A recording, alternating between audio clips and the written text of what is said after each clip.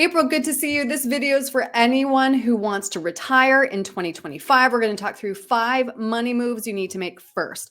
Retirement planning usually takes place over decades. Checking in with yourself throughout the planning process can keep you on track, but you need to give your finances a cold, hard look before you tell the boss goodbye. So we're going to walk through the 5 money moves. And first, you say you need to determine when to claim Social Security. This is vitally important. A very important part of that overall plan, of course, because this also dictates how much you need to take from your retirement savings, and how you're going to be taxed on certain things like Social Security also relates back to the investments that you're taking as well. Taking Social Security too early is something we see a lot of. We see a lot of what we call panic filing, where people are concerned about the solvency long term of Social Security and file at age 62 just to make sure they get something. But the long-term impact of that is something that really needs to be considered, not only from an individual filer's standpoint, but for the whole household. And that this graphic is a wonderful illustration of the time value of those increases that you'd be giving up on an annual basis if you can afford to wait. We also don't want to make sure that we're not putting too much strain on the investments and not filing Social Security. So there's a balancing act there. Mm-hmm. Next, you need to determine whether you have adequate savings. This kind of seems overwhelming, though. Where do we start? We have to start with knowing what we're spending and what Yeah. we're going to be spending. We talk all the time about how when you're retired, every day is Saturday. And statistically speaking, people spend the most money on Saturdays. So when you have more time and you have more free time to do the things that you enjoy, a lot of times those things come with a price tag, whether it's travel, golf, whatever hobby that might be. A lot of those things are going to add up. So we have to be cautious about assuming that our expenses are going to go down in retirement, really setting aside a budget for those goals, for things that actually will likely increase in the retirement years, and getting a really good handle on the spending plan. A lot of times people really don't know what they're spending. As Right. long as they're saving, they think everything's fine, and maybe it is, but it's really critically important to make sure that you know what you're spending, where you're spending it, and then designate categories that are most important to you.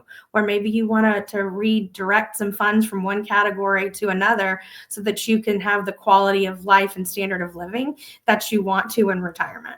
Mm-hmm. Next, we need to decide on a withdrawal strategy. I think a lot of us have heard of the 4% rule before, but then I've also heard about how you tap your taxable buckets. It should be in this order: taxable, tax deferred, Roth. What do we need to keep in mind? I'm not big on one size fits all for these Right. strategies. Every circumstance is so different.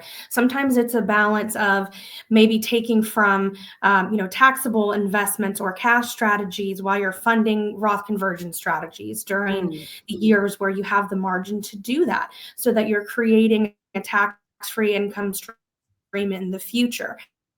Maybe it is the 4% rule if you're balanced appropriately. We use that rule with caution now because it's been in and out of favoritism. And depending upon what part of the market cycle that you hit in retirement, it can make a really big difference on whether or not the 4% rule is sustainable, where you're starting with 4% distributions, adjusting annually for inflation, and particularly with the inflation numbers that we've seen in the last couple of years, that can really creep up and that percentage can get pretty high pretty quickly. So a lot of moving parts, but knowing what you're spending, defining that strategy, and often that's going to include making sure that you have enough guaranteed sources of income that are inflation protected along with that plan, so that you're removing some of that guesswork. Mm-hmm. Next, you say schedule check-ins. Review your finances before and throughout your retirement, especially in the first year or two. But how often do you think retirees are doing this? And how often are they surprised by what they're spending? I find a lot of times people really frankly don't want to know. Yeah. And I understand that it's a little bit daunting. I really like to look at it more as a spending plan than a budget. Yeah. And really just directing those dollars where you want them to go. We can spend so much so mindlessly in this day and age with online ordering and expensive coffee stops and just things that are really easy to make some minor lifestyle adjustments so that we can save a lot more, dedicate a lot more to the categories that are more important to us.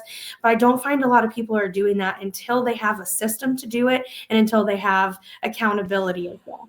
hmm Last and perhaps most important, consult an advisor who can tell you whether you are on track. There are so many ways that you can run different scenarios, and it's really important to have someone who can come alongside you, make sure that there's nothing, no leaf that's unturned, so to speak, that Right. you've thought of everything, that all the different scenarios have been run. And really, a very important part of that process is defining the assumptions that you're comfortable making. There have to be some assumptions made in this type of planning, making sure that you are comfortable with those.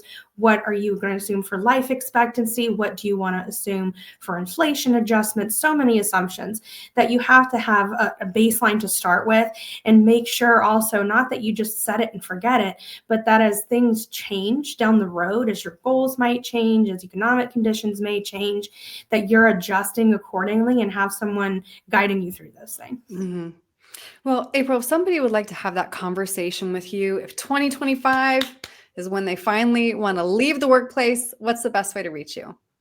You can reach us any time of day on our website, theretirementfamily.com, or give either of our offices a call.